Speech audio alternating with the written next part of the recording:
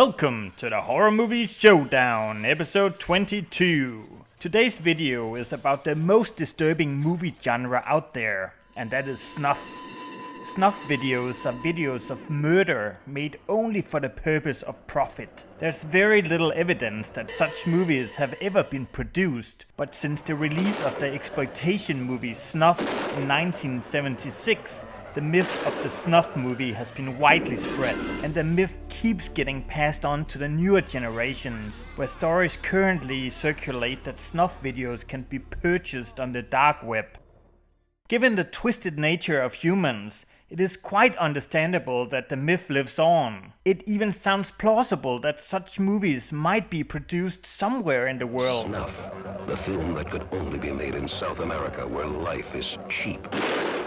The closest thing we come to real snuff movies is death videos, which are recordings of real deaths that have been filmed either deliberately by terrorists or accidentally by TV stations. Such videos may include beheadings, tragic sports accidents, people falling down from tall buildings, shootings, and live broadcasts of actual suicides. It is quite crazy, but real death videos can actually still be watched on YouTube or be bought on Amazon, where popular series include the Faces of Death and death scenes. In the mainstream media, there was actually a quite great movie a few years back about how some video journalists hunt down real deaths in order to film them and sell them to TV stations. I am of course talking about Nightcrawler.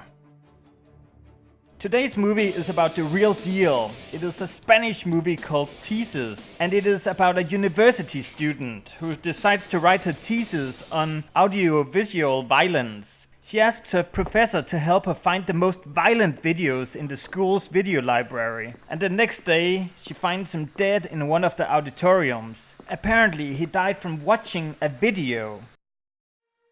Our protagonist, Angela, steals the videotape and starts a journey to discover what happened to her professor. It is quite obvious by now that she found out that her professor was watching a snuff movie. On Angela's hunt to solve the case, she joins up with the metalhead, Chema, who has quite the taste for porn and death videos. I love the scene where they decide to join up. They listen to each their tune while Chema approaches Angela. I think that the scene is quite well thought out.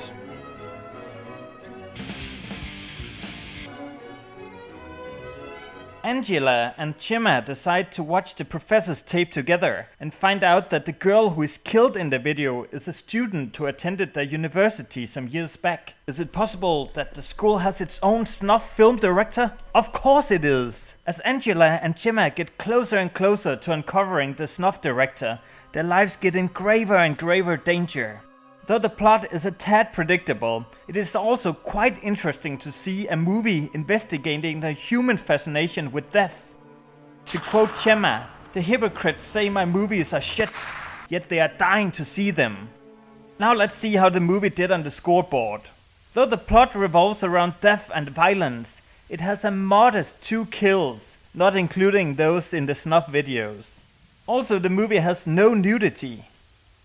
Just like Thelma, the movie is quite thrilling, but it is not so scary, so it gets a scariness score of 5. And finally, I really enjoyed the movie when watching the movie for the first time some years back, but now while rewatching it, it felt a bit dated, but it is still good enough to get an overall score of 6. It is hard to recommend any good movies about snuff films, but I quite enjoyed the Cheese Fest martial arts movie, King of Kickboxers. Shit! You really hit me! It was an accident, Dan. Keep going.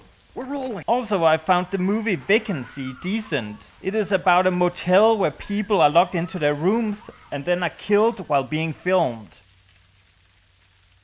That's all for this video. Thank you for watching, and I will catch you later.